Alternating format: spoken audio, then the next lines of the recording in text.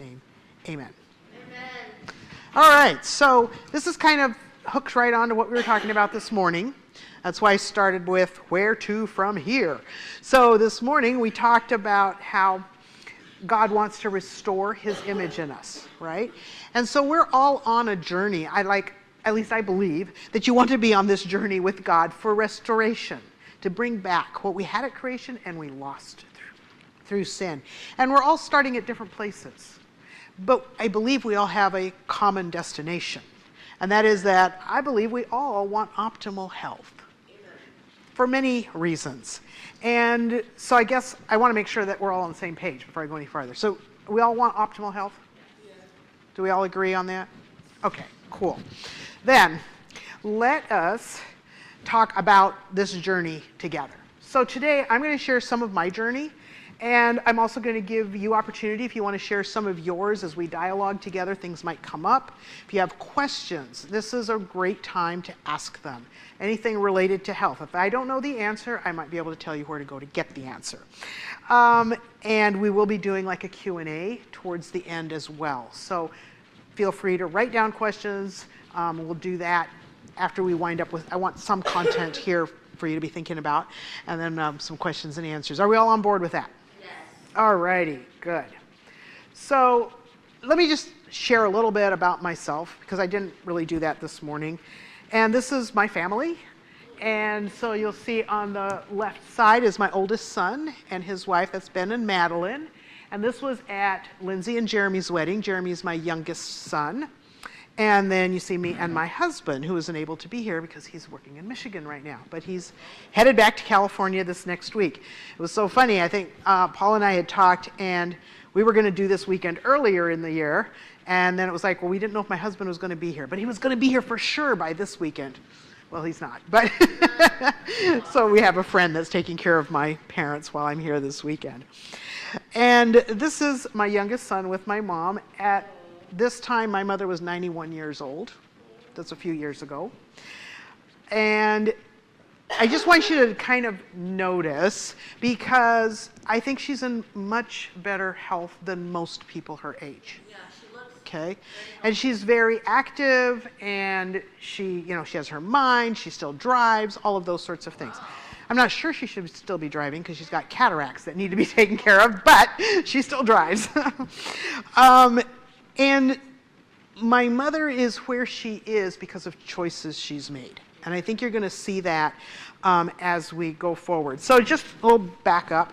Now that everybody knows what a blue zone is, I'm a blue zone native.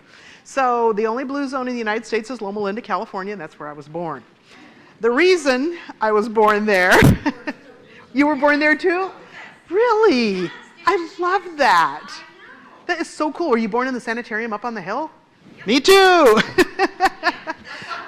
I love that. I can't believe that we are, 10 people here and 3 of us were born in Loma Linda. That's really, really interesting. It's never happened to me before. But we have some commonalities there for sure. So you can see here is a picture of my dad at his graduation. He went to medical school there at Loma Linda. My mother was a graduate nurse from Loma Linda. And just before I was born, they were very interested in health. And just before I was born, they chose to become vegetarians. Neither one of my parents grew up vegetarian. My mother grew up on an island in the Caribbean. She was Colombian. My dad's from Guyana. And his family is not even churchgoers or anything. And so this was new for them both, but they decided that it would be better health if they left off meat. So they decided to do that back then. So I was raised in a household where we didn't eat meat. And I really consider that to be a real blessing at this point in time with what I know now. But then I didn't really know any difference. And so you can see here some of the things my parents were involved in as I was growing up. My mother was often involved in teaching people how to cook vegetarian food. So you can see her there. This was a cooking school actually like in South America. It was in a very primitive place. But it didn't matter where we went. She was teaching people how to eat healthy. And you see my dad there is doing a health lecture. That was often what they did. So as a team, she would teach the cooking and he would do all the scientific lectures. And he loved to jump rope. That was one of his favorite forms of exercise. So you can see there he was getting ready to demonstrate some of his fancy steps that he had developed. And he always talked about if he weren't walking, jump rope was like the next best exercise. And their lifestyle has paid off in many ways. Right here you can see a picture, just 2019, of my mom and my dad. Still really doing very well. Now, just shortly after this photograph, my dad had a stroke. But it wasn't for most of the reasons most people have strokes. Most people have it because they have a high blood pressure or they're overweight or they have heart disease. He didn't have any of those things. We actually think that he's got a slow-growing tumor in his brain, and it bled. And so when the tumor bled, it created a stroke. So that's when I ended up moving out here to California, which is why I'm here right now. I moved in to help them take care of my dad because he needed quite a bit of care after the stroke. But just like you, I also inherited some bad genes. Anybody here inherit bad genes, health-wise? Heart disease, diabetes, blood pressure, okay. So this is a picture of my extended family on my mom's side. You can see me, I was about 4 years old in this picture, down in the bottom right. And there's the cousins that are older than me are there. And the two in the middle are my grandparents, my maternal grandparents. Both my grandfather and my grandmother had type 2 diabetes. My uncle, the other red arrow up in the back, also had diabetes. And at this point in time, about half of my mother's, there were 8 kids in the family, about half of them have diabetes. Some of them much worse than others. And my uncle here, this Tio, was one of my favorite uncles. He was a very good musician. He was a pastor. He played the piano very, very well. And we often, like all my cousins and I, we grew up learning different musical instruments. When we had family reunions, we would sometimes put on concerts for the entire community. And my uncle was usually the one that coordinated it, provided music.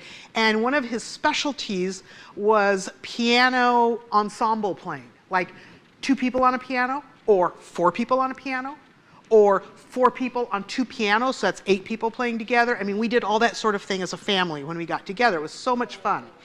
And he had diabetes.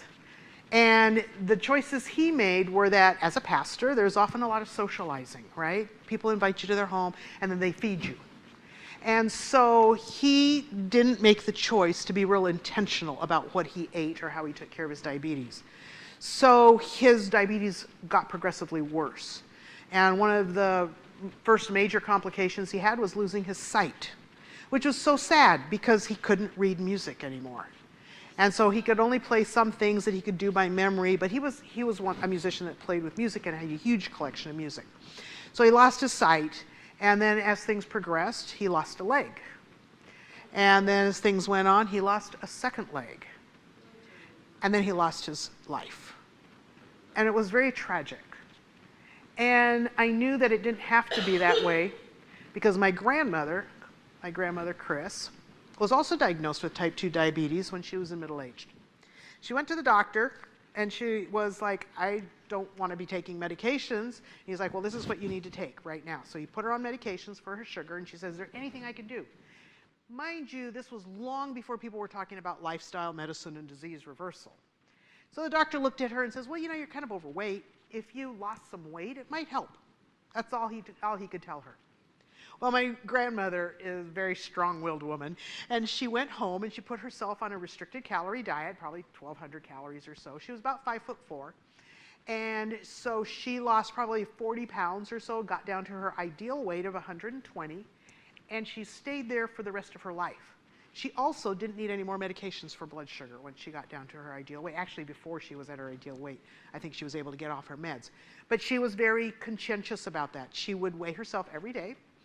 And I'm not recommending this for everybody because there's some people like with eating disorders and dysfunctional relationships with food, you shouldn't be weighing yourself every day. But she did.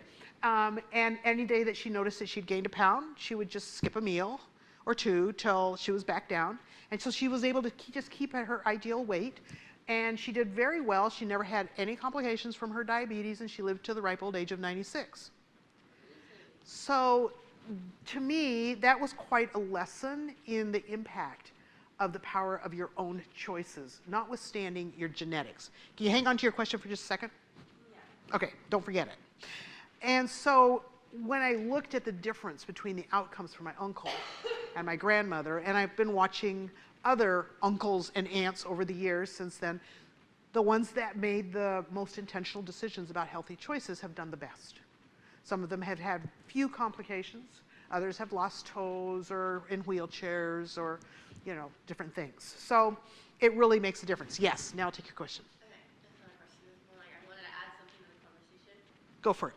So, like, my husband's a diabetic, and I'm hypoglycemic. Okay. So, those two are very different, but they have similar approaches. Absolutely. My husband, he's diabetic. Some people go high only. Me, I go low. Mm-hmm. So I've had to learn, how much insulin to give if it's this high, this high, this high. And he told me it goes by how high your blood sugar is, how many units you get. Mm-hmm. So I've had to learn how to administer it, and almost all of our children are diabetic as well. Okay, well then let's talk about that a little bit more as we get a little bit farther into this presentation. We'll come back to that. And then also, I didn't even know there was different types of diabetics. Yeah. Even type 2, you can be type 2, but you can be a brittle diabetic or a regular diabetic. We can talk about those things in a minute, okay? No, So, but I yeah. just wanted to bring it up. Yeah. It's very interesting when I It found is. out. Yeah, there's a lot of really interesting things around that. My specialty is actually working with people to reverse diabetes. That's what I do for a business, yeah.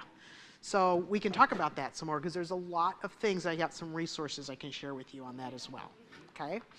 So we want to look at a framework of a 3-step process this afternoon. And I want to start by introducing something you're all pretty familiar with, GPS. All righty? GPS is a great tool, but it doesn't work unless you input some data, right? For example, you need to maybe put your starting point in, if it's not right where you are, but you at least tell it, this is the starting point. You put in an endpoint, and it might even give you an opportunity to choose the route to your endpoint, right? Sometimes there's 2 or 3 different ways to go. All right, so I want to use GPS as a little metaphor for what we're doing this afternoon, because it also works as a good acronym for me. Because we're going to look at 3 steps in your process for figuring out what's your next best step for improving your health. So the 3-step process is GPS. The first G stands for get a baseline. It's important if you're going to set goals, you want to think about where you want to go with health, that you know where you're starting. So a baseline assessment is a really important tool for getting that information. And so I'm going to give you a couple examples of tools that you can use. So does everybody have a pen or a pencil? Here, you get it. And let me see, we've got 5 on the back row. I want to start with this little exercise, which is called the Wheel of Health. I want you, just pass them down and I'll get the extras.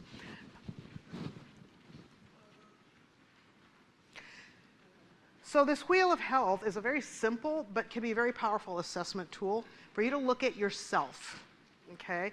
And I do have some extras, like if you want to take one for your spouse or somebody that's not here, I have some extras you can do that with. So first of all, you'll notice that there's 10 different sections to the Wheel of Health. They each have a different heading, a different color, and every single aspect, every colored heading in here is something that affects your health. Now, you might not have thought about it that way, but it does. So you can keep it. Oh, that's the extras. Okay, thank you, Steve. Appreciate that.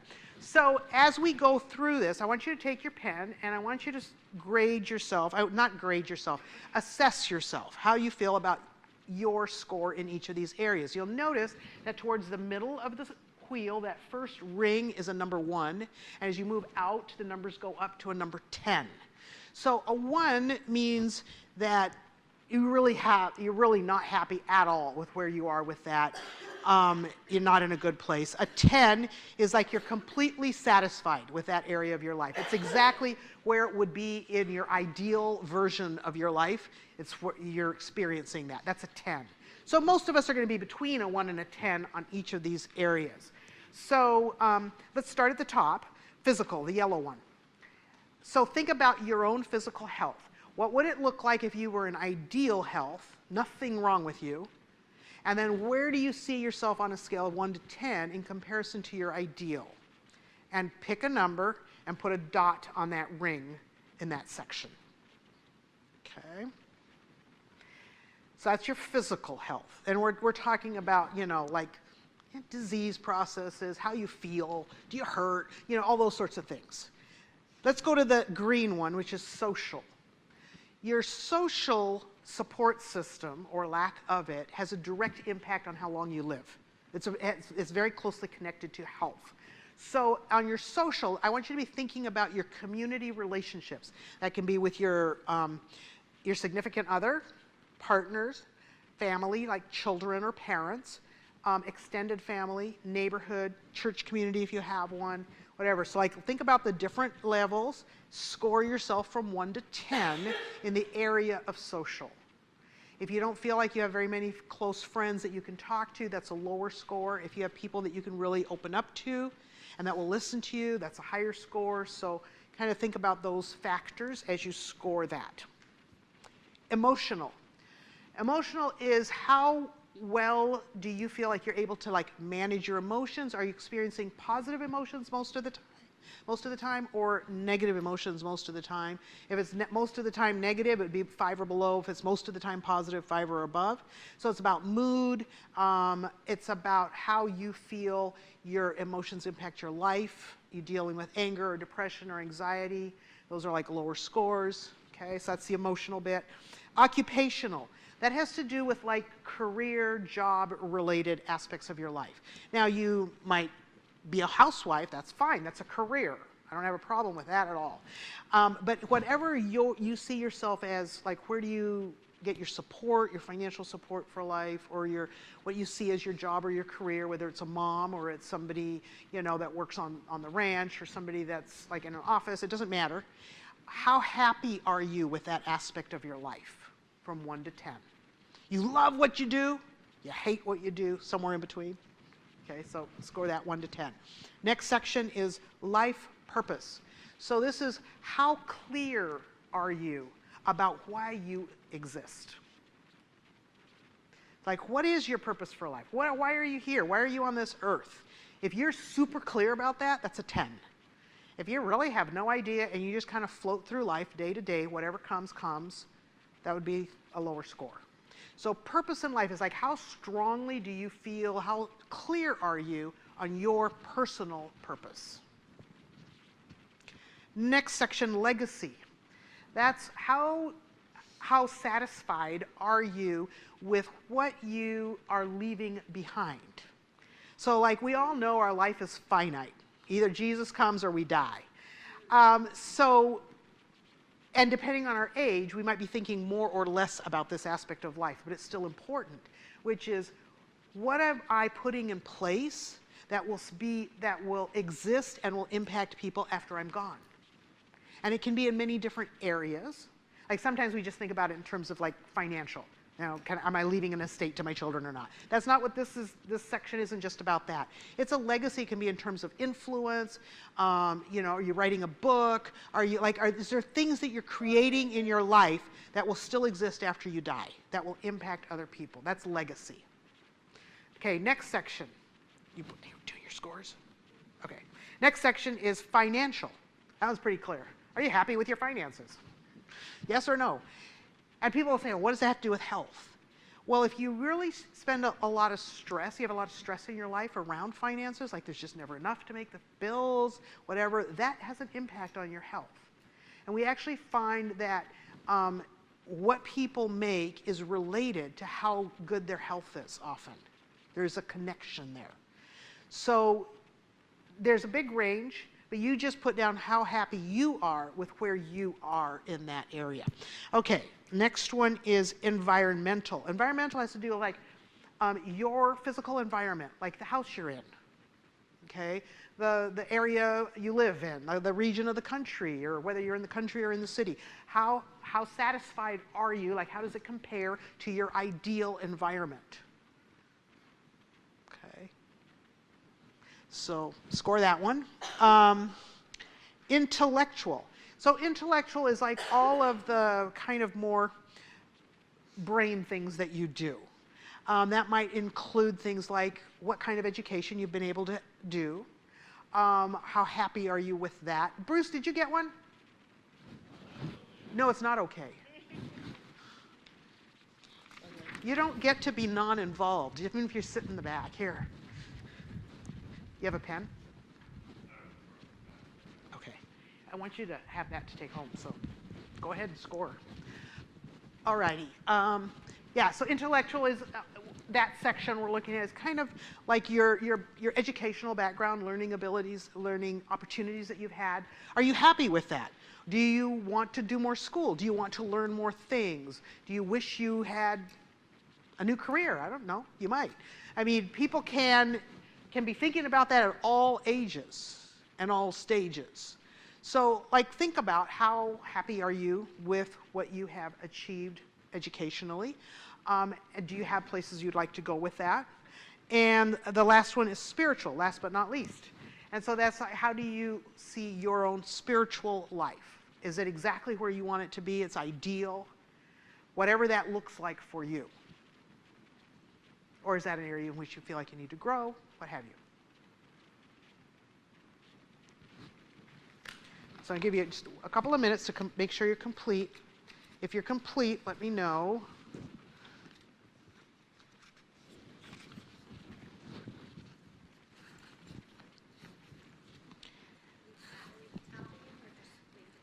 You can just leave the dots there for now. What you can do is take your pencil and draw lines between the dots. So like the line's going to go up and down as you go around the circle, but just connect the dots. That helps you to visualize what are the areas that are high and which are the areas that are low.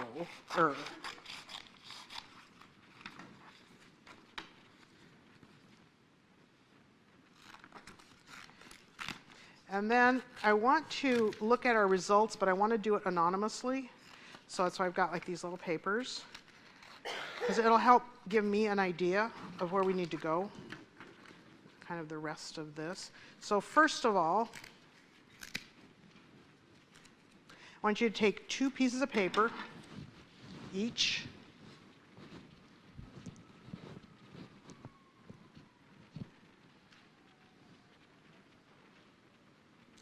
And on the first piece of paper, I want you to tell me what's your highest scoring area. If you have several areas that have the same high score, put them all down. So your highest scoring area goes on the first piece of paper. If you have some that tie, put them all down.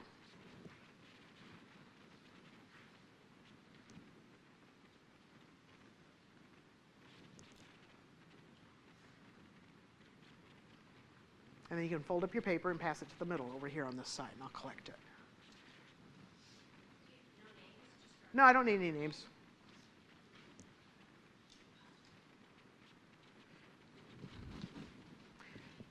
Okay, these are extra. Okay.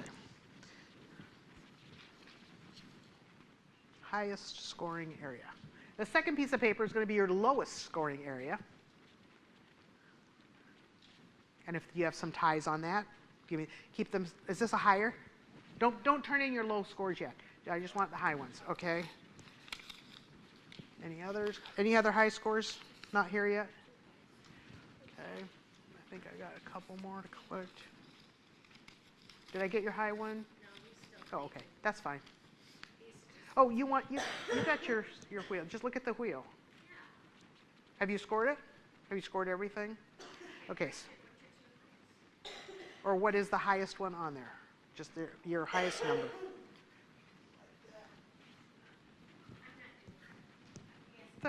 Yeah. This is individual work. Thank you.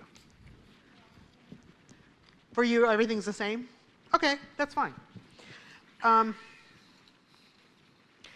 do, and in which case, put down the number. That everything's the same number, just put the number on there.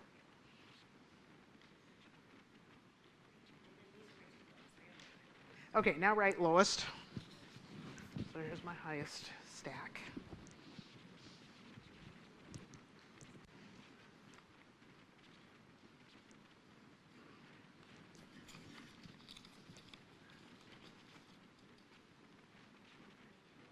Yeah, turn in the lowest.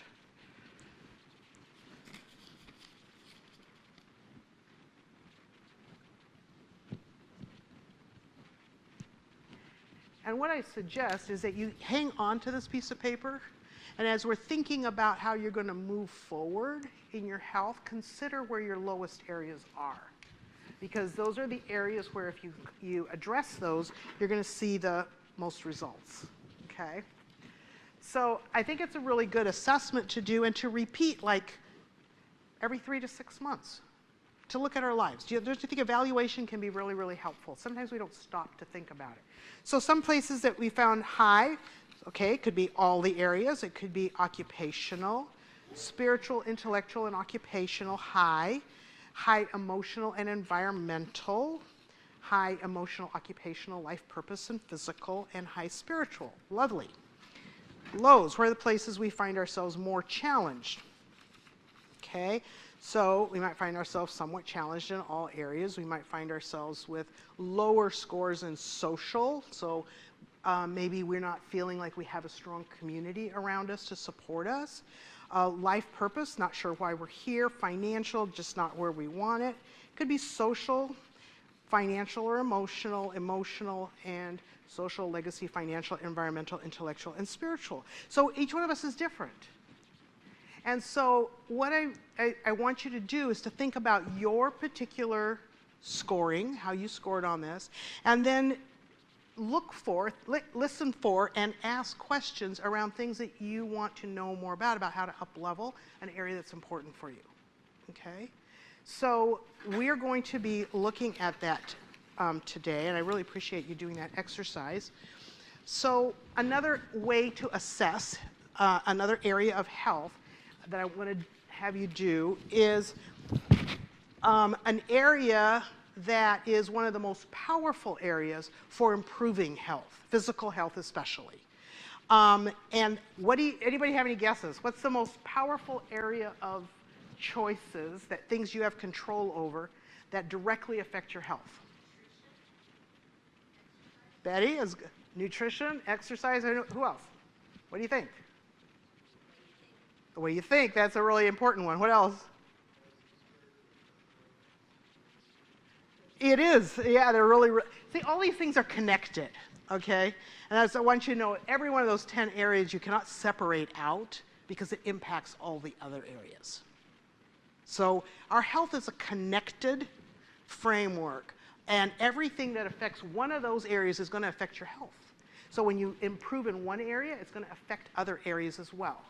So just keep that in mind. So one of the most powerful, I don't know if I'm going to say the most powerful, but it is one of the most powerful areas of lifestyle that we all have complete control over, is what goes in our mouth. So Betty was right, nutrition. And so I want to share another assessment tool. And this one, you don't have to report any scores on. I just want you to do this for yourself. And I want you to, and I think it'll give you some good information. That will also maybe provide fodder for questions later.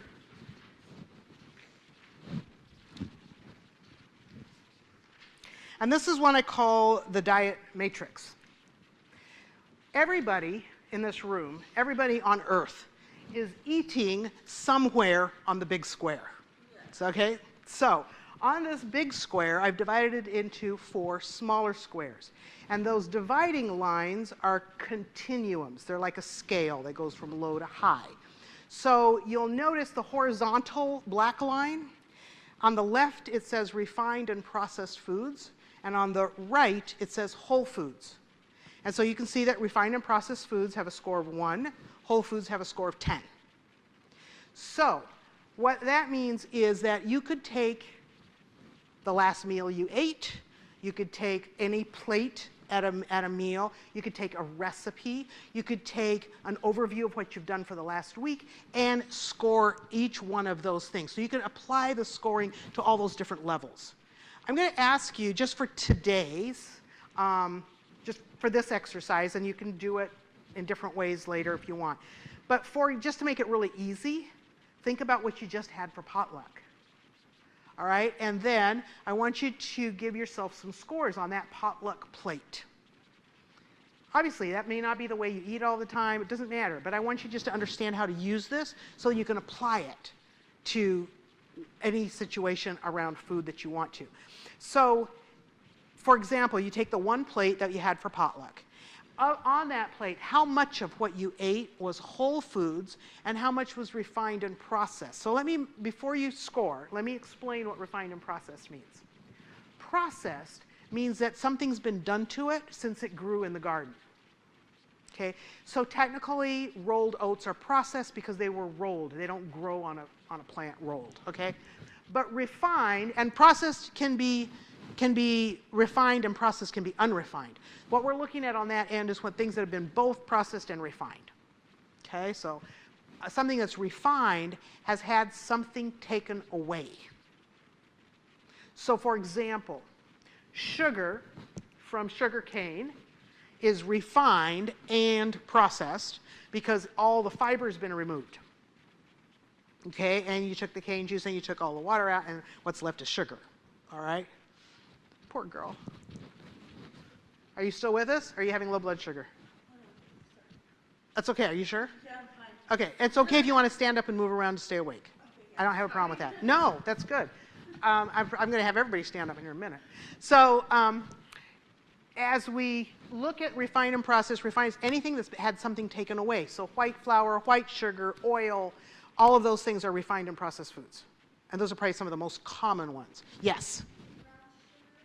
Brown sugar is refined because it's not sugar cane. It doesn't have any of the fiber from the sugar cane or the sugar beet that it was made from. So good question. Yes, it is refined and processed. So if you think about what was on your plate, and sometimes we don't actually think about that because we aren't preparing the food, but if it has oil in it, if it has sugar in it, it has refined and processed in it. Okay? So maybe you had broccoli when the broccoli had butter on it, so you don't get a 10 for the broccoli.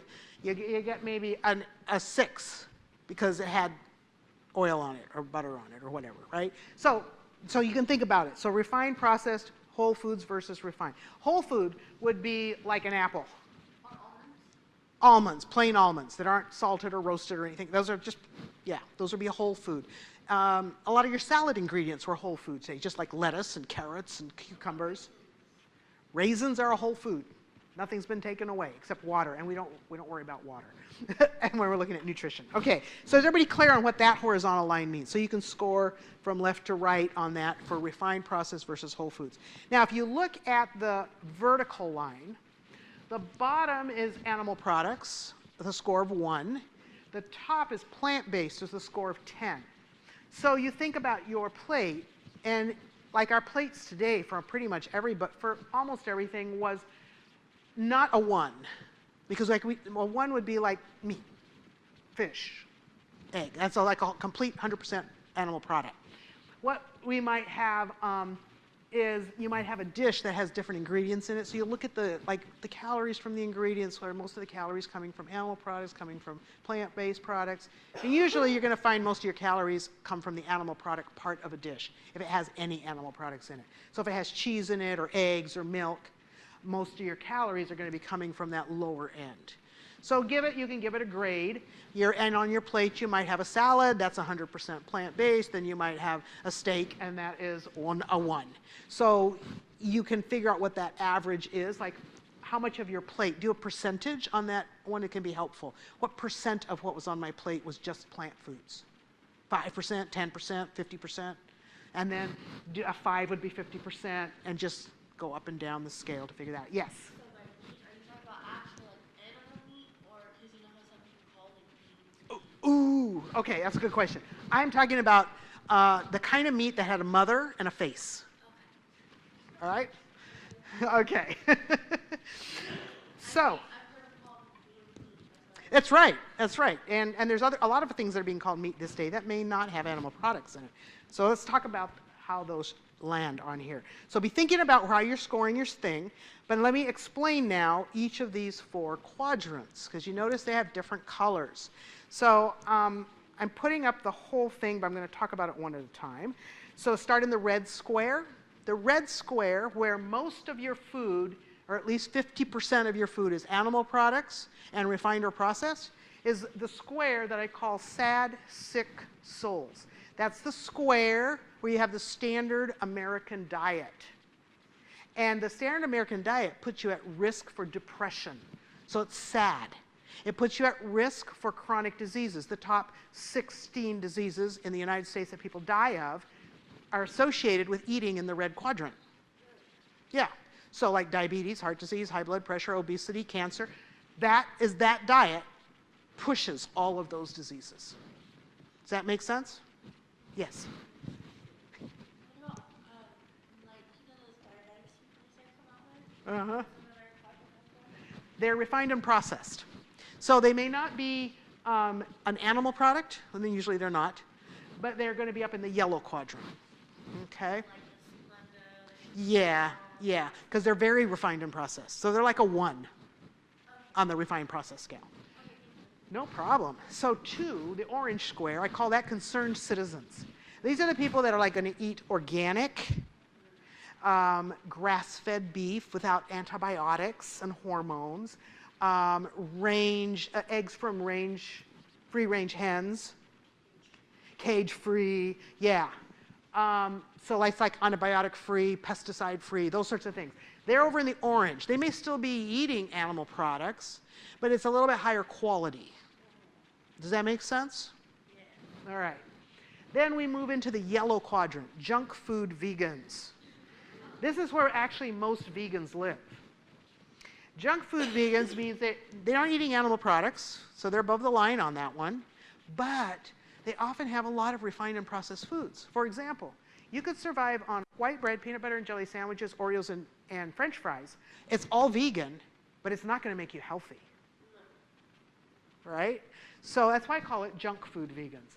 The green square is where we find healthy, happy humans, where the majority of everything they eat is plant-based and unrefined whole foods. That's where you experience the best health.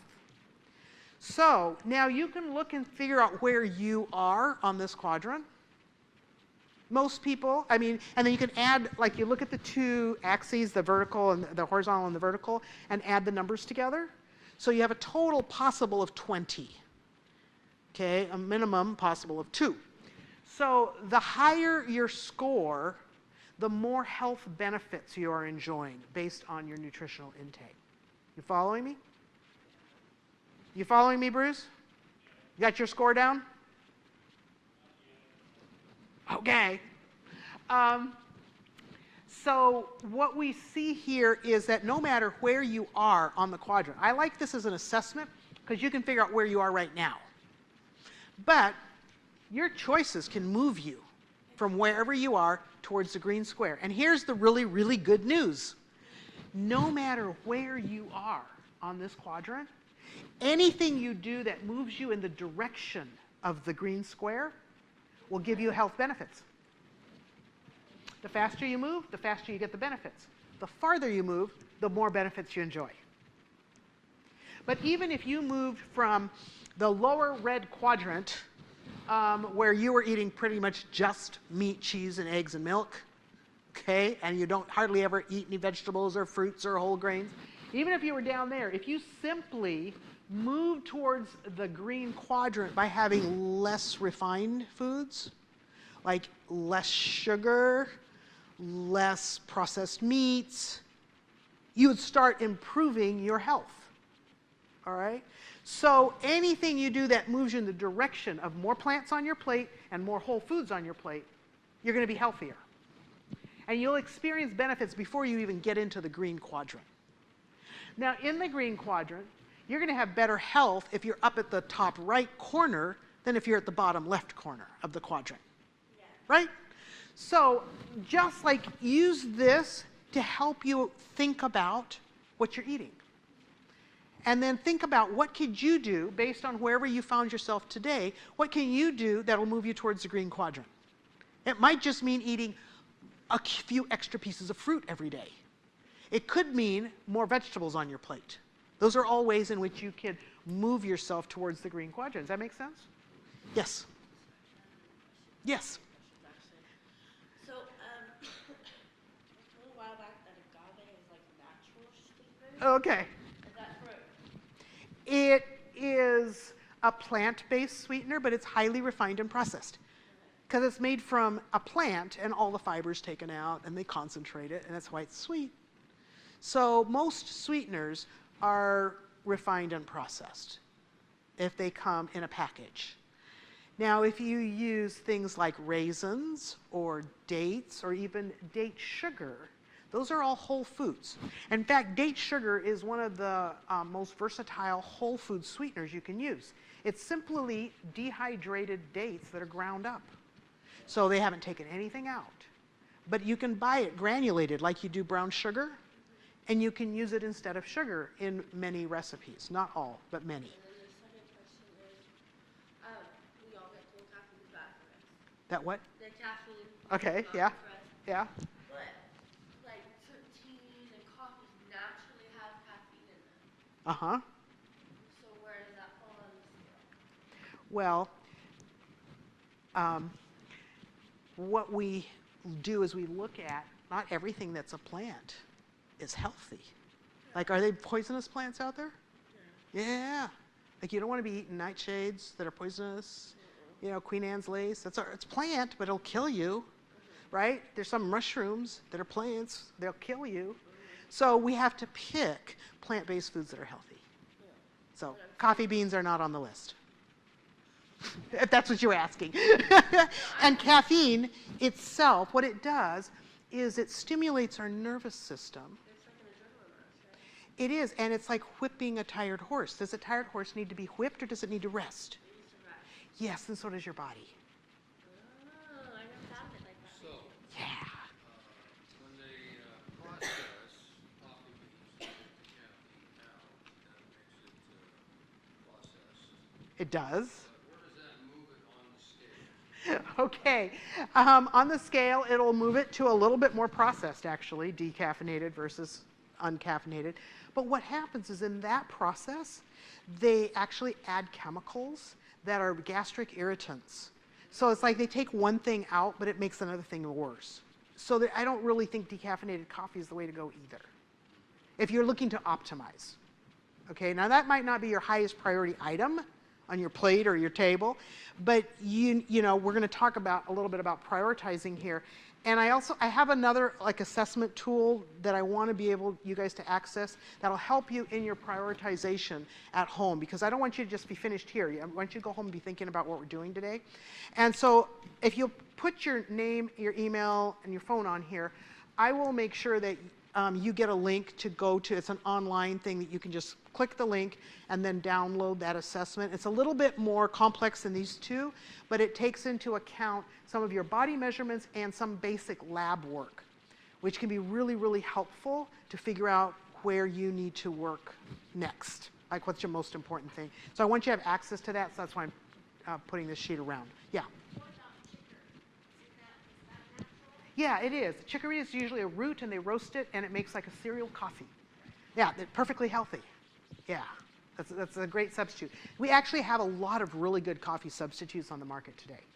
So like if you go to, you can even go to Amazon and just put in like cereal coffee and search for that, and you'll get all these different brands. There's something called Dandy Blend that's made from dandelion root. The real substitute here that we see for coffee is usually a bitter, either roasted grain or root, and sometimes a combination, and then you make that into a drink. But either the roots or the grains are just roasted grains or roots, they're fine. There's no caffeine in them. Some of them are actually like helpful for your health, and it provides that bitter, brown, hot drink, and which is really the part that a lot of people are craving. It's not always the caffeine. If you give it to Steve, so don't skip Steve down there. You know, if you're thinking about moving away from caffeine, I would really like try some of those. There's brands too, like Postum, Roma, Cafix, and then some are, yeah, they have different flavor nuances. Some people like some better than others. If you find one you don't like, try a different one. Yeah. And what about Holy Brand? I don't know that one. It's a Mexican brand. Yeah. It does coffee and like a cinnamon hot chocolate. It's really processed.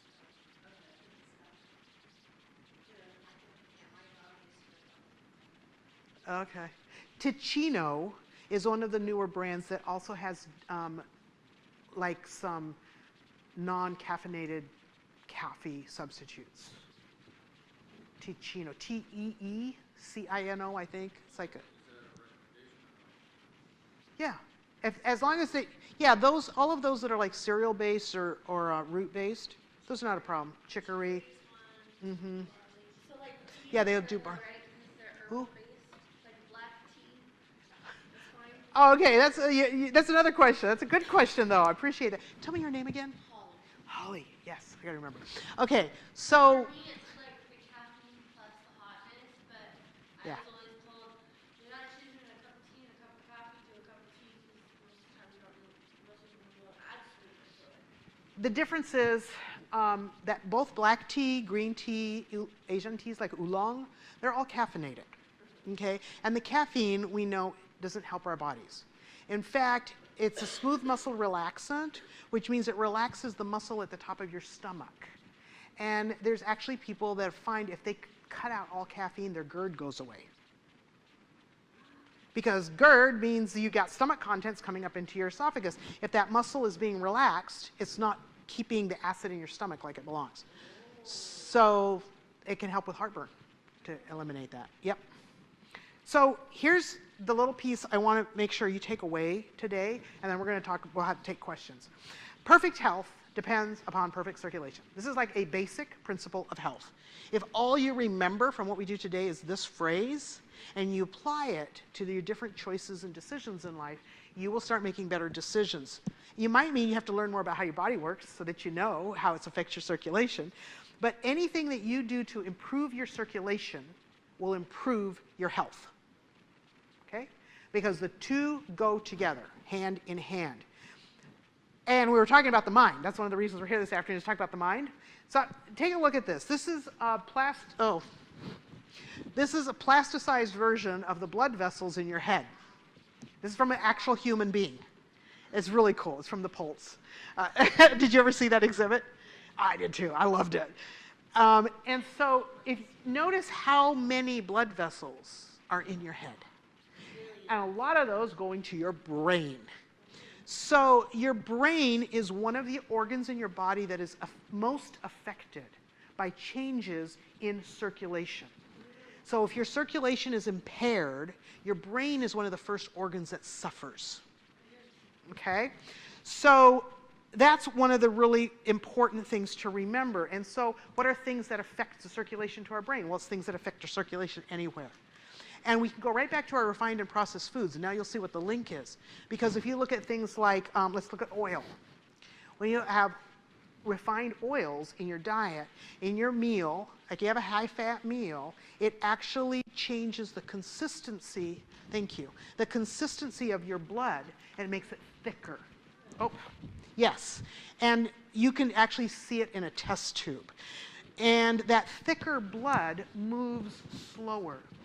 Now, what some of the major functions of blood in your body are to take oxygen and nutrients to places that need it and take waste away.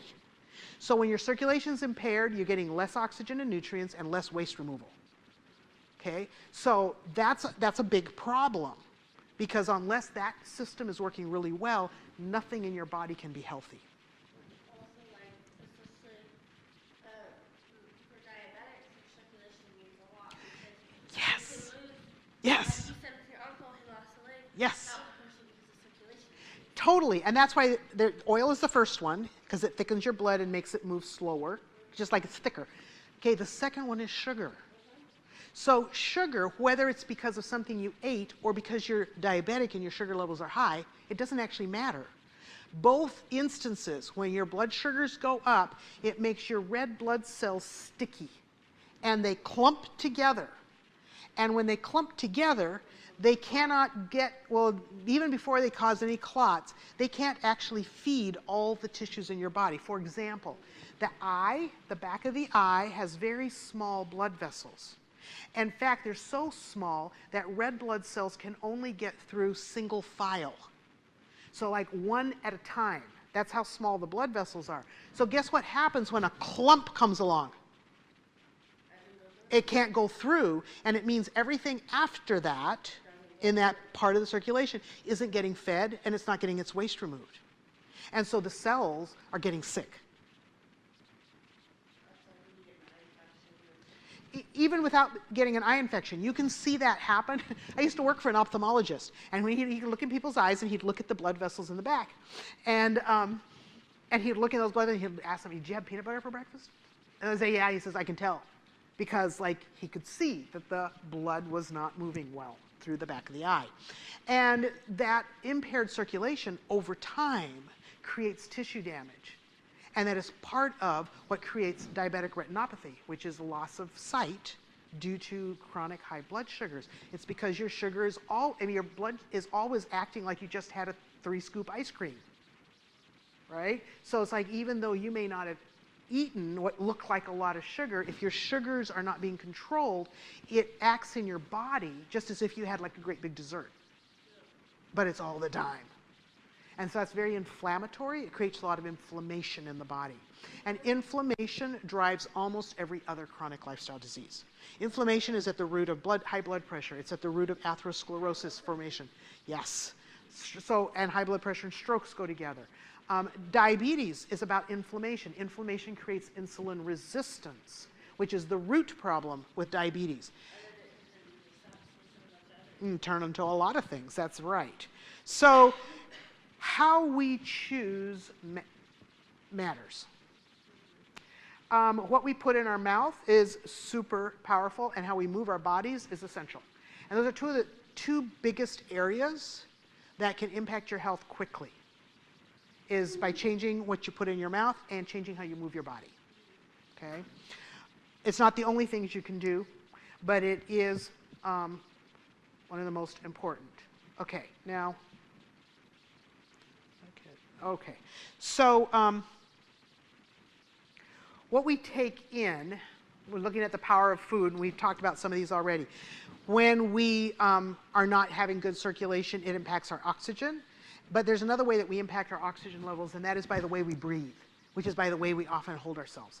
It's like bad posture, being stooped out over a desk a lot, at the computer, at phone screens.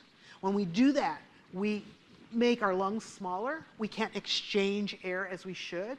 And we do not then even get the oxygen into our lungs that our blood needs to take all over the body. So our posture is important. Our ability to breathe well, to breathe from our diaphragm, not just breathe from the top of our lungs. So taking good breaths, proper breathing techniques are huge in terms of affecting our circulation. Liquids that impact circulation. Just a minute. You brought up caffeine, and this is another way it affects circulation, is that caffeine is a nervous system stimulant, and its effect is to close down arteries. Okay, yeah, it's a vasoconstrictor, that's what it's called. So it makes the arteries in the capillaries tighten down, so it means less blood's going through them, which guess what? Means less oxygen's getting where it needs to go and less waste is getting removed. So that's why when you crash, you get so tired. Uh-huh. Because your arteries are opening and Well, when you crash, how? like from the caffeine. From the caffeine, okay. When it goes away, yes. In fact, that's why a lot of people get headaches when they try to get off of coffee.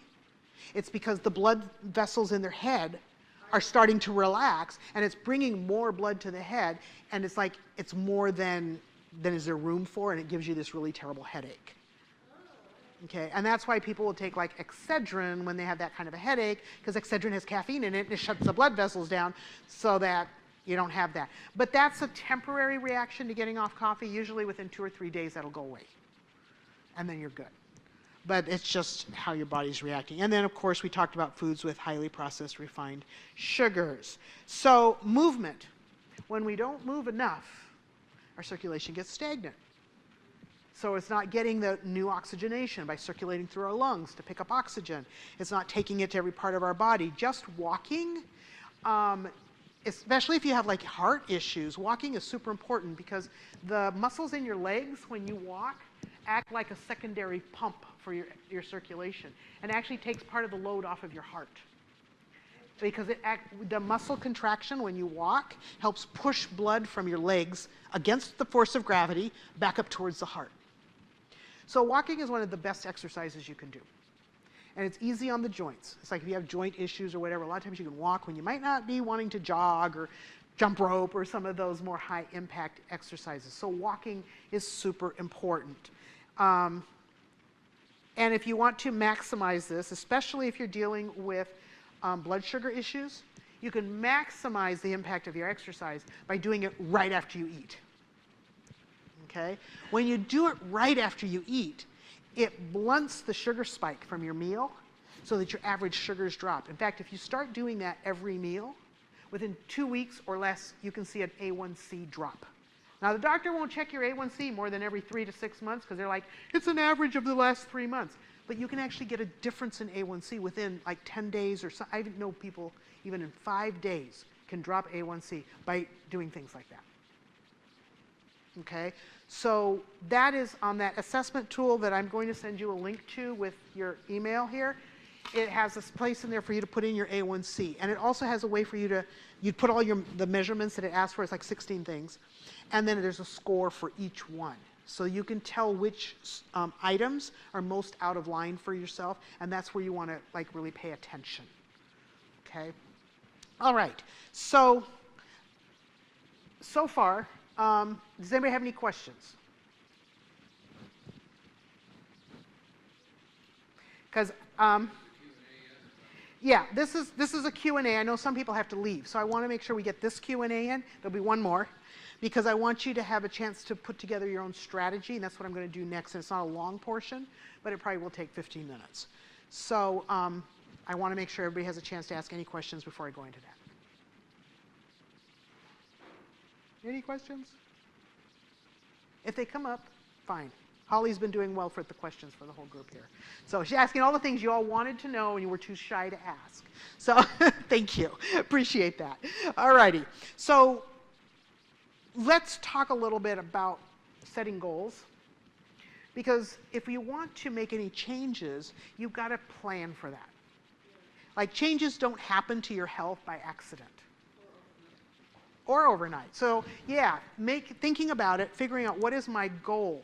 So what I suggest you do is you think about the 2 assessments we've done today so far. Like what could I do that would move me towards the green square or towards the upper corner of the green square if I'm already in there? What are a couple of things I could do along that? Look at your wheel of health. What's an area that I need to work on to improve my health? Okay? And I would pick from, after looking at both of those things, what's one thing that might move the needle the most for you? I've already given you some clues. For a lot of people, just up-leveling your food choices is going to really move the needle for you. But exercise and movement, how you incorporate that, can be very powerful.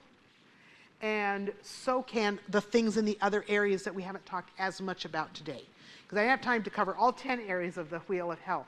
But if like social was a low area for you, I really, really would encourage you to figure out, how do I get more connected? Being connected with a faith community like the one here is a really great way to get social support. And everybody needs places where they can feel connected. So if you have hobbies, maybe you like to quilt or do crafts or, woodworking, whatever, find a group that's not far from you if possible that might be doing that and get together. Maybe they get together once a month. I used to be part of a quilt guild. It was a lot of fun. But try to find other people that have interest in common with you and interests that are productive. Because you can create community like around the pub or the local beer joint, and you're sharing interests with a lot of the same people, but that may not be the best place for you to up-level your health. Okay? So pick activities that you know are going to help up-level your health. Maybe there's a walking group in your neighborhood, or maybe you can start one. So if you don't have any of these resources, you can be the person to start that in your area with a few of your friends. You can start with one person. But as you build that, you can improve the social support. Also getting with a group of people, for example, that are working on their health together. That can make a really big difference. I work with clients that are working with metabolic issues, often things like metabolic syndrome, prediabetes, diabetes. And so we get to come together in different trainings, different activities, or in coaching, and it creates community where you can encourage each other. because it's like you can share when things didn't go so well, like this week was terrible. But then somebody else will go, but it's okay. You can do it this next week. And what are we going to do so we don't fall down in the same place in the same way? And when you're with a group like that that's supportive and that encourages you in what you're doing, it makes a big difference. And we don't always find that support in our own families. Like some people don't have spouses that support that. Like maybe they're interested in doing something better for their health, but their spouse doesn't. And so, it's helpful to get a community around the things that are going to be important to you, for you to feel better, to live longer, to enjoy the life that God designed you to enjoy. Now, we live in a broken world, so like bad things are always going to happen. But when we have God in our lives, he can take those bad things and make them an opportunity to grow. And so it's like we don't lose. Okay, and for me that's really important. And one other thing I wanted to bring up here is, as you think about whatever it is you want to change, when we think about change involves willpower and habits. Like how many times I heard someone say, well, I'd really like to do this, but I don't have the willpower. Have you ever felt that way about something? Yeah, it's like, yeah, I know that's a good idea, but I don't have the willpower to do that. Okay, so I have like a whole series that I do on this, but I'm going to try to give it to you in 3 minutes, which is willpower is finite. You have more in the morning than you do at night, and it only goes so far. All right? So willpower alone is not enough to create new ways of being and habits. Willpower involves a lot of brain energy. So like you have less willpower when you're sick. When you're like fighting a cold, you don't have as much willpower. If you're tired or fatigued physically, you don't have as much willpower. So all these things impact willpower. And so they can impact your ability to make that hard choice or not. Habits, on the other hand, are things you have done enough times to make them kind of automatic. That would be an automatic response, yes, correct. And the automatic can work for us or against us. All right? So we have bad habits, we have good habits. So habits, though, by definition, do not require brain energy. It's like we don't have to think about things that are habits. So if you want to save your willpower for the things where you really need it, you create habits around the parts of your life that you want to become automatic. It's like you can make habits of regular walking. You can make habits of positive thinking. Realistic thinking, I should say, not positive thinking, realistic thinking. You can make habits around what you choose to put on your plate, whether you're at home, whether you're at a social occasion, whether you're on the road. And so as you build habits, habits are your shortcut for conserving willpower. You don't need near as much willpower if you've created something into a habit. So you want to pick one habit, I would say to start with, that you want to start incorporating into your life. And you can use your willpower to get started on that habit, but you do that, just focus on that one thing till it becomes a habit. There's a really good resource called Atomic Habits. It's available as a book or an audiobook, so you can read it or you can listen to it. It's by a guy named Jim Clear. And the whole book is about how to effectively build new habits. So it's really an interesting book, but I'm going to give you a short kind of synopsis, get you started, kick started on the habit formation bit. So habits are a behavior that we have intention around creating. So like we have to think about it first. Okay? So the first level of creating a new habit is how we think. And often we will set up a goal. Goals and habits are created at 3 different levels. So I want to explain those 3 levels because it'll help you use this information most effectively. So it's kind of like layers on an onion, and the outside layer is what we call outcomes. So outcomes are like the results you're looking for. So just to make a really easy example, let's say the result that you're looking for is you want to lose 25 pounds. That's an outcome. Losing 25 pounds is an outcome. It's a result. Now, maybe you know that if you ate 2 meals a day, you would probably lose weight.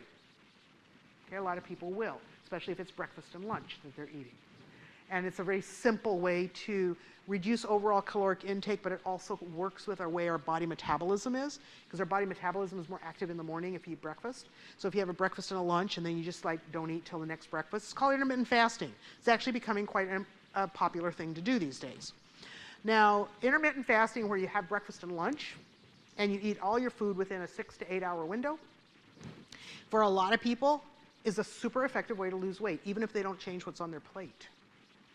Just changing the timing of when you take the food can lose weight. So let's just say that this person, we're going to call her Sally, just say Sally decides she wants to lose weight, and she knows she can do it if she starts using intermittent fasting. So she's just going to eat breakfast and lunch every day. So if she does that long enough, she doesn't even have to worry about whether or not she's losing weight. She will lose weight, see?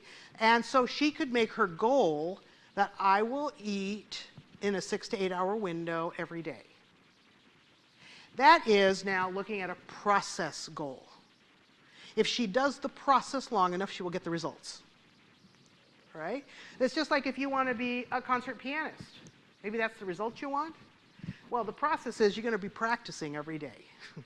Or very regularly, very consistently. That's a process. If you do the process, you get the result. So a process is a little bit deeper level goal to set. And often that's a very effective place to think about what is I'm wanting to do differently.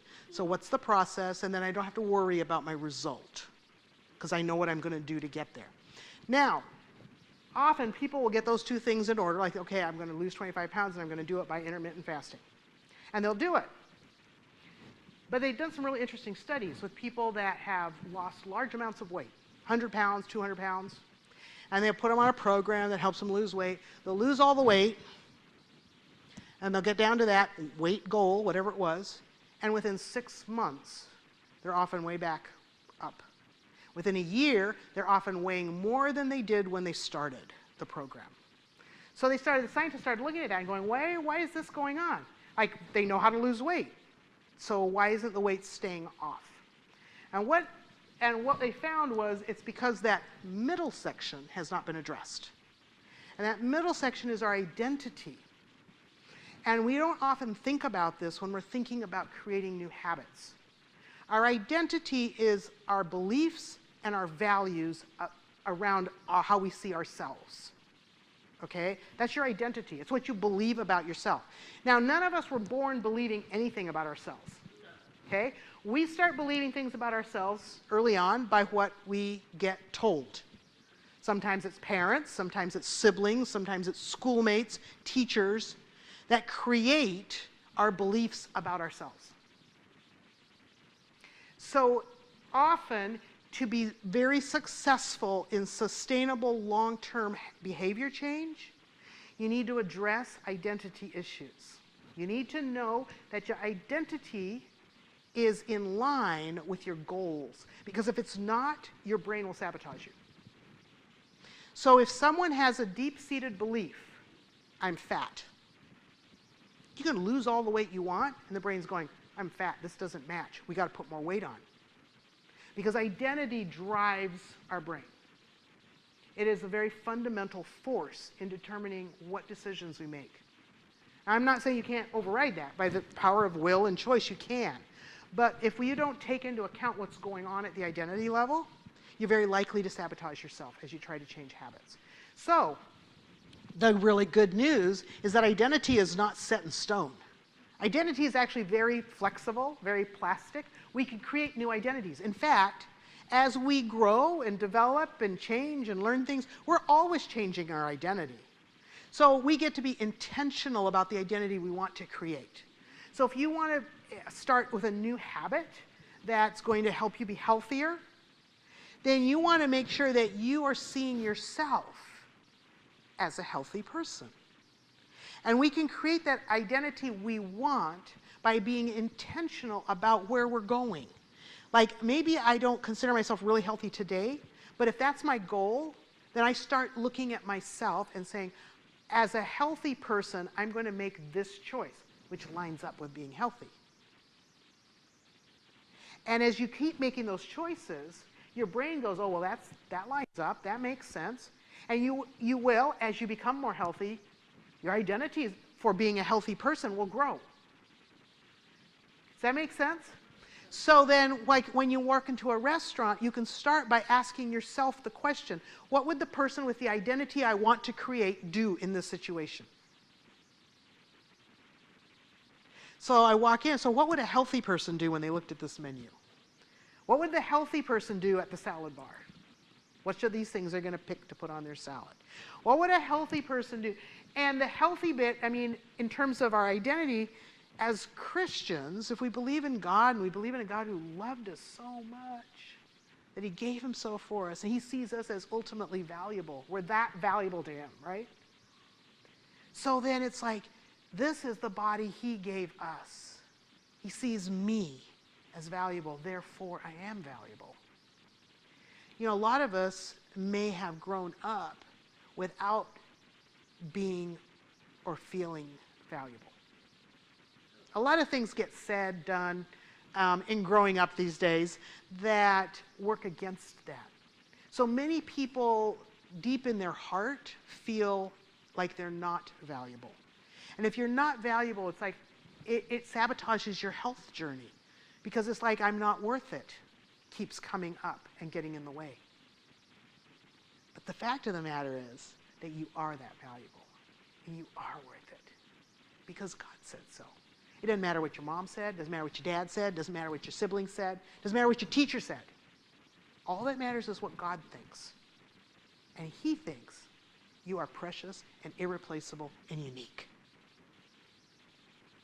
Therefore, you are worth taking care of. He wants you to feel good. He wants you to be your best.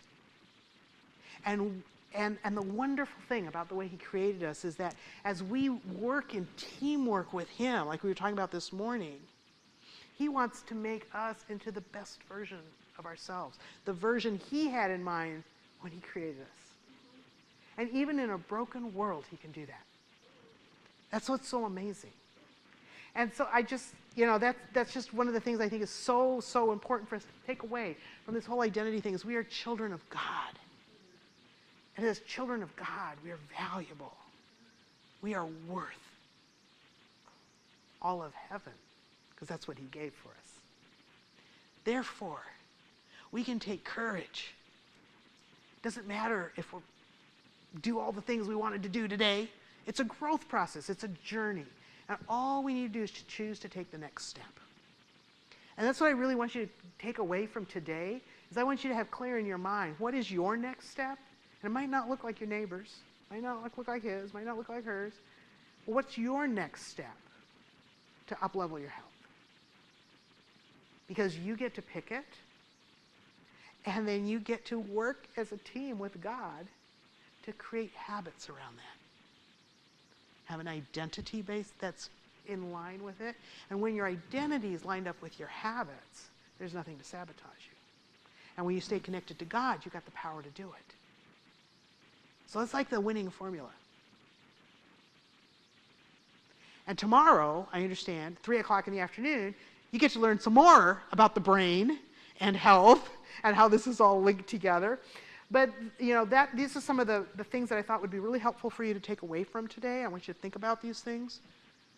And I am now open for questions and answers for as long as anybody wants to ask me questions, at least until, like, the next meeting tonight. So, all righty. So you said you had Some resources, yes. Okay, I'm going to pull out my whiteboard because I want to illustrate some things here. Okay, one thing that all of you can check out might be helpful because either you or somebody you know, I know would be helpful. And it's called, let me share this just a second.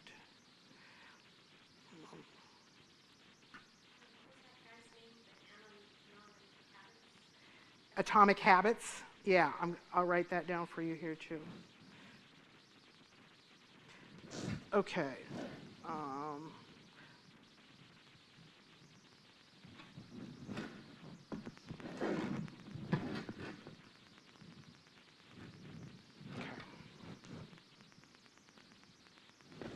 All right. So that book was Atomic Habits.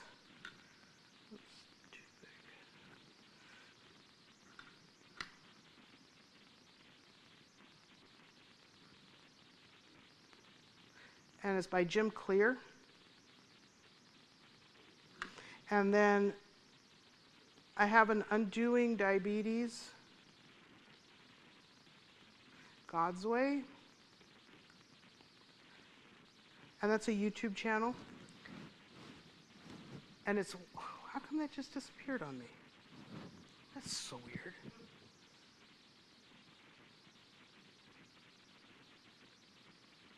Oh, that is odd. You saw it when I wrote it though, right? I've never had that happen. That is very strange. Okay, so those are a couple of things. Now, when you talk about sweeteners, because that was another question. So this is a big question because a lot of people are like, well, if I'm not eating sugar, how am I going to ever enjoy life again, right? So what are some of the things that you find you enjoy the most that have a lot of sugar in them? Dates? Oh, that's a Whole Foods. That's not a problem. You can eat dates. Is that where you're at? You eat dates when you want some sugar? Okay. What do you eat? Cheesecake, ice cream. Okay. Sometimes I'll get fruit and put honey on it. Do what? I'll get a bowl of fruit and put like Fruit and honey? 100% all natural honey on it. Okay. Okay. Peanut butter. That's not a sweetener, but it's like a refined processed food. Is that what you were thinking? Oh, that's a good point. Okay. So let's talk about a couple of these. Okay, so cheesecake. Cheesecake is a really concentrated form of refined and processed foods, generally speaking, right? So it's like cheese and sour cream or cream cheese or sugar. It's like tons and tons and tons.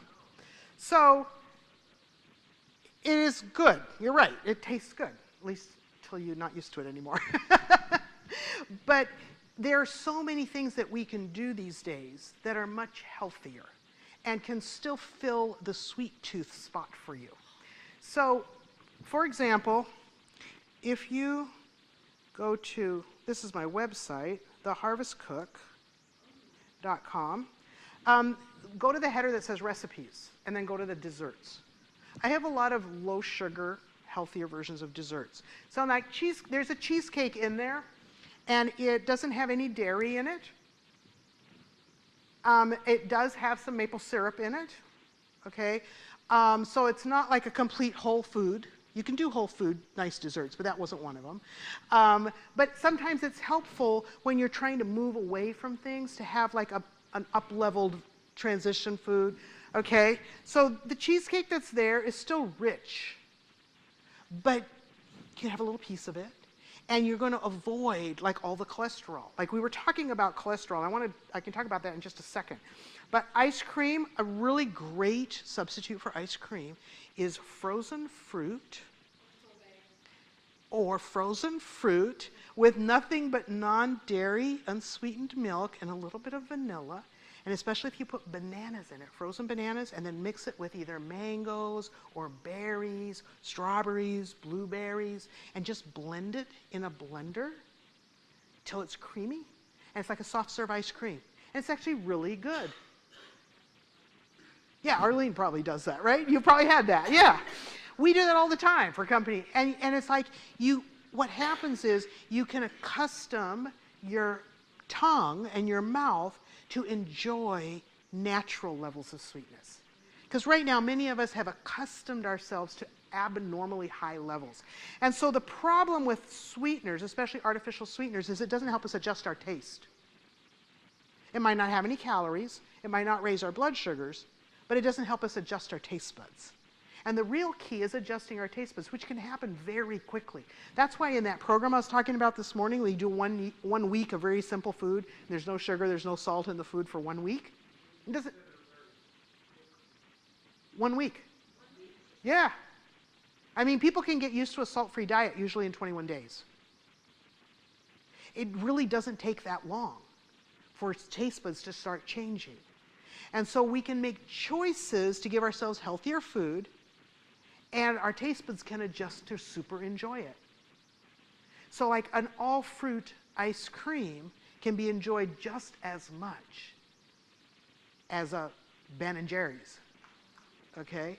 Just as much. In fact, I will say if you give me one of each at this point in my life, I'll actually like the fruit better than I'll like the Ben and Jerry's. That might seem like really crazy, but it happens, and it can happen really quickly. So I just want you to know that. So as you move in that direction, it's like, I don't really care for this. It's like, keep trying it. You can develop taste for healthy food. And I also tend to believe that food should taste good. I think God made food for us to enjoy. So I also know that if you go on the internet and you search vegan recipes, 75% of them don't really taste good. Or they're depending on black pepper, vinegar, and Worcester sauce for the flavor. And it's like, it's because they don't actually know how to use herbs and seasonings. So I would try recipes on my site. I want you to let me know if you find a recipe you don't like. I don't usually have that. Like, I haven't had anybody actually send me anything and say, I didn't like that recipe, it was on your website. I mean, because we've been doing this since I was a kid. And so these recipes are often been developed over years, and it's like we feed them to the general public, and the general public likes them. But they're healthy. And so it's like, I think it can taste good and be healthy. Now, some of the stuff that you get on the internet, it says like vegan, whole foods. There's like a whole area of whole foods, plant-based, no salt, oil, or sugar. You can find whole collections of recipes like that. But I don't always think they taste that great. And I think we get to do both. You had a question, Steve? And then you, Holly. You know, I was just thinking about that, and I think it's about 3 or 4 weeks for them to change out, like actually be regenerated, because your taste buds are in process all the time. I think it's weeks. I don't think it's really very long. Yeah. Yeah, this is great. So fruit and honey. So just experiment with dropping the honey and get really good fruit that's ripe and in season. And then you don't usually need the honey. Peanut butter. Okay, so peanut butter is often mixed with a lot of other things. So peanut butter, if it's just natural peanuts, sometimes with a little bit of salt, that would be considered a whole food, even though it's processed. It's not refined because nothing's been taken away. It has all the nutrients with it. Because one of the kind of keys to healthy eating is that you want nutrient-dense food. And let me explain that, and then I think it'll make sense to you. Nutrient-dense means we want maximum nutrients per calorie. Okay? So nutrients include vitamins, minerals, phytonutrients,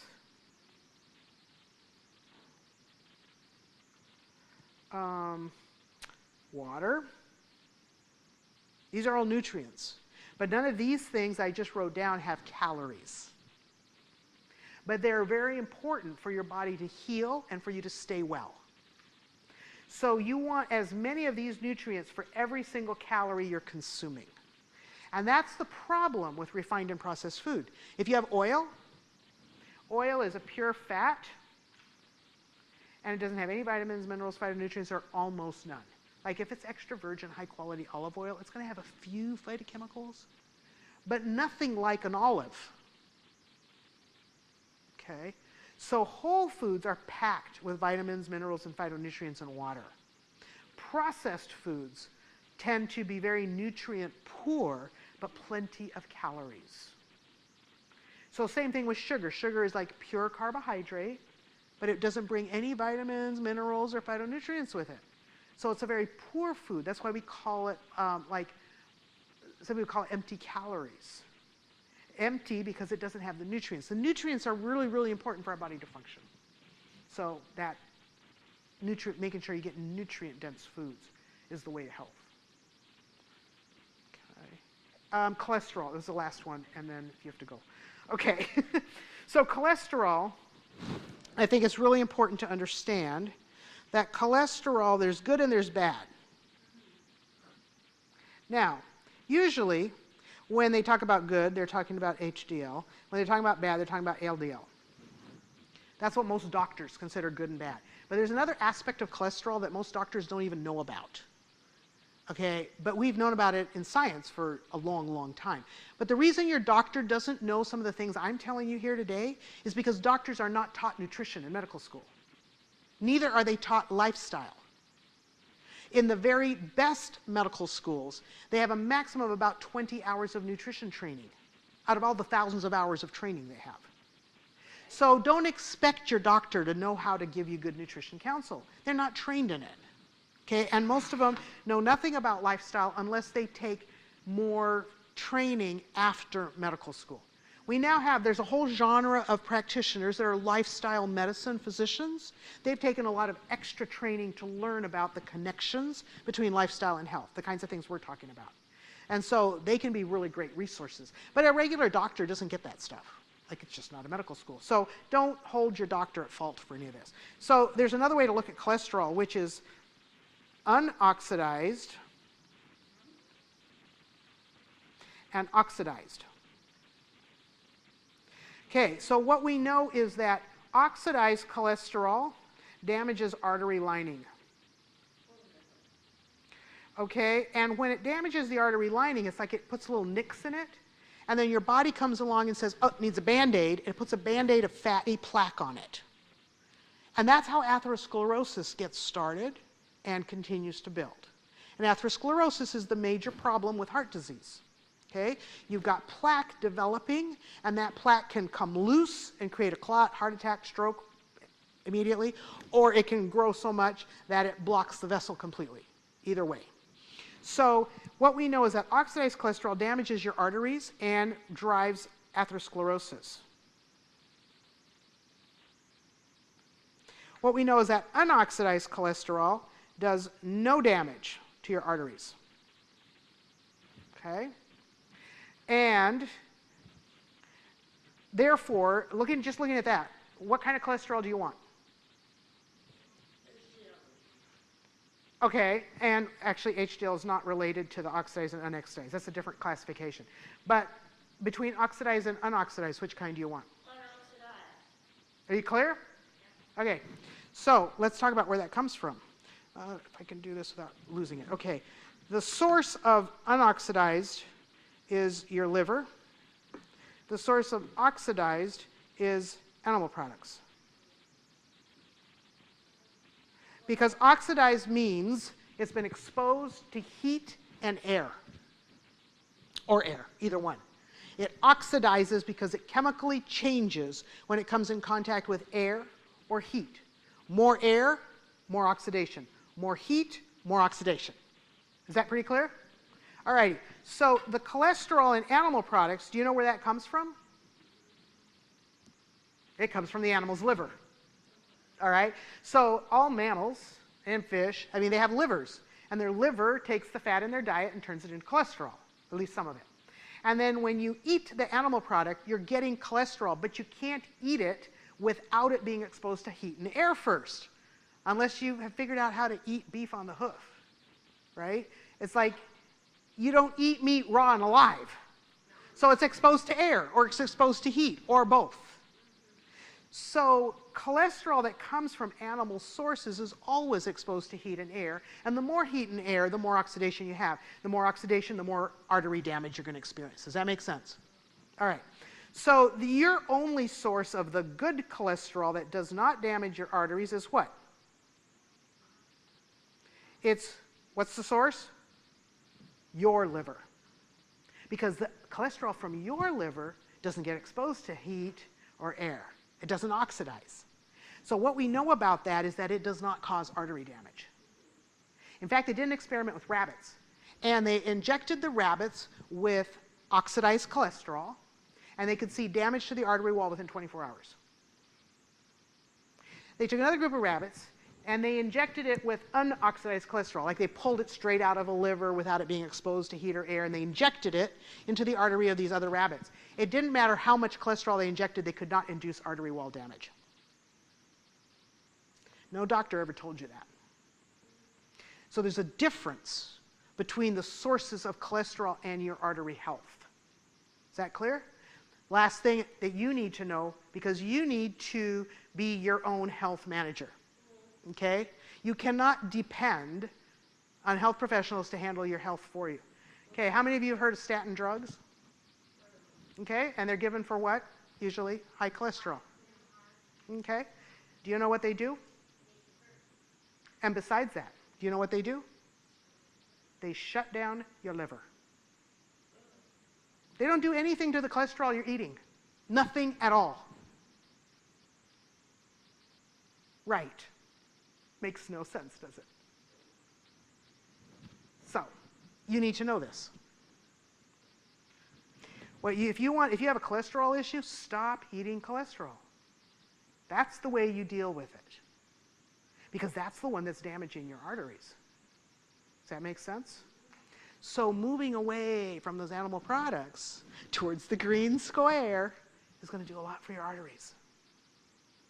Now, this is also very important in diabetes because in diabetes you have an accelerated level of atherosclerotic plaque formation because of the inflammation from the high blood sugars.